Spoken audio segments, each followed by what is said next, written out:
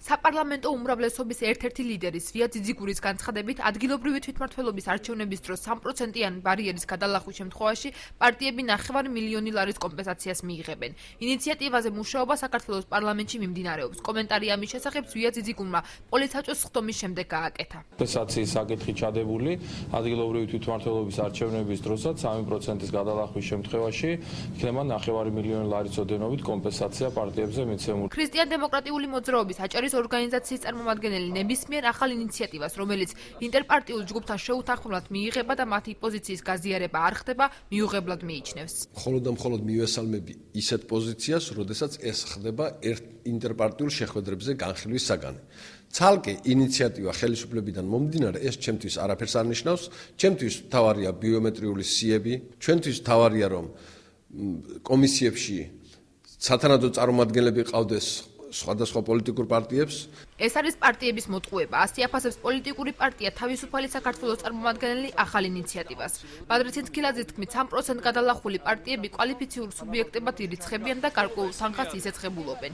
მისი განცხადებით, რეალური დახმარება ბარიერის გადალახვამდე თანხის მიცემა იქნებოდა. 5%-იანი შემთხვევაში გვაძლევდნენ ჩვენ დაუშვათ იგივე კვალიფიციურ სუბიექტების დაფინანსებას და ეხლა 3%-იანში ამით არაფერი არ იცვლება, იმიტომ რომ ჩვენ როგორც ვიყავით, თუ ჩვენ თუ ვერ მომემზავდეთ არჩევნებისათვის არასაპარლამენტო ოპოზიცია, ჩვენ თავიდანვე ვიცით რომ გაწურული ვართ წაგებისათვის და თავისთავად არც ეს დაფინანსება იქნება, ეს ბავშვი რომ მოატყვილო რა კამფეტი რო დაანახო, ისეთ რაღაცებს ვიკეთებენ. ეს არის პარტიების მოქთამის მცდელობა, რომლითაც უმრავლესობა გვეუბნება თვალი დავხუჭოთ მათ უკანონობაზე. აცხადებს ხალხის პარტიის აჭარის ორგანიზაციის ლიდერი. ჯუმბერ თავარქილაძისთვის გაუგებარია, რატომ უნდა მიიღოს ფულადი კომპენსაცია იმ პარტიებმა, რომლებსაც 3%-იანი ბარიერის გადალახვის მიუხედავად მუნიციპალიტეტში წარმომადგენლობა არ ეყოლება.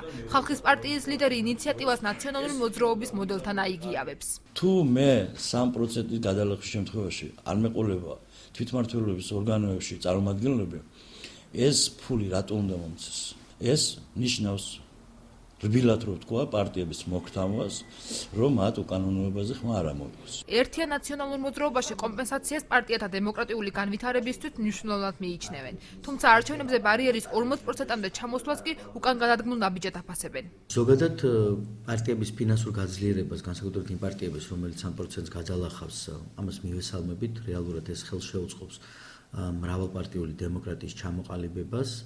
მაგრამ იმ ფონზე, ეს არის ალბათ ზღვაში წვეთი, იმ ფონზე, როდესაც პირდაპირ მერებისა და გამგებლების არჩევნების ბარიერი მათ 50%-დან ჩამოწიეს 40%-ზე. საპარლამენტო უმრავლესობის განცხადებით, პარტიათა კომპენსაციასთან ერთად მცირე პარტიების წარმომადგენლობის გაუმჯობესების მიზნით საკანონმდებლო ორგანოში კიდევ რამდენიმე ინიციატივა მუშავდება.